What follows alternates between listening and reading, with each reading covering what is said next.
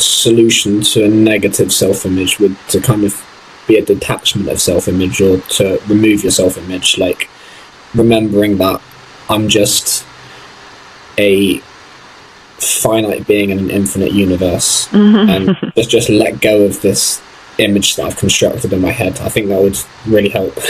Yeah, it's like if someone says, "Oh God, I feel like I'm so ugly at the moment," I think it does feel like an instinct to be like, "Of course, you look beautiful, you look amazing," but what we need is to actually, yeah, like you said, detach from the idea that our whole day needs to be defined by the way we look. Or, and it's so hard because so much of the way we judge each other and date each other, it's all based on appearance. I get that, but I think the way that it takes up so much of our brain space, yeah, it limits us from what should be us just trying to like consume all the meaning and all the experience we can before we die, which could be any day.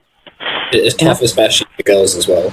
I don't mind walking out the door not looking amazing, but I think girls have a lot of pressure, definitely. Well, there's always something new, and I think for me as well, to that point as well, it's like if I can detach,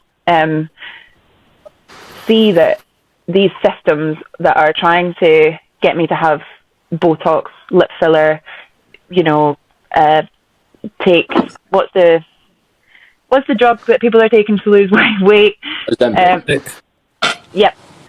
All of that is like conditioning that I'm seeing every day, and I could either try and do that. I could either try and do this like insane health regimen. I could buy all this makeup. I could buy all these clothes, hair products. The admin of it is intense.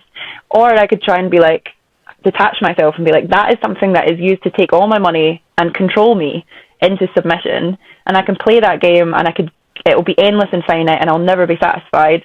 Or I can stop, and I'm not free of it, but I'm definitely not, I used to be pretty much addicted to buying clothes, and it was just because there was that void of needing to update myself, not feeling comfortable with just what I had, and that capitalist machine has really latched onto my insecurity and then promotes more stuff to me. And I think that's the kind of the biggest danger of our times, is that rampant capitalism will not let you stop ever improving yourself. And the most radical thing you can do is rest and is resist through ceasing action and just going, I'm actually okay with who I am. I'm not an unfinished project. I'm fine, but it's obviously impossible to do, but it's good to try, Yeah, like something I've been thinking about as you guys were speaking there is I find it really interesting, this kind of journey arc that I perceive that people go through, where as a child it's kind of like you have this intrinsic knowing of who you are, or maybe it's like you're just a big ball of potential, so it doesn't matter who you are when you're 3 years old or 4 years old, because you're just so fresh to the world and everything's new and exciting. But then as you develop into later childhood and adolescence, then you're stricken with this immense dose of self-consciousness, and you begin to look outside of yourself for who you should be or who you are.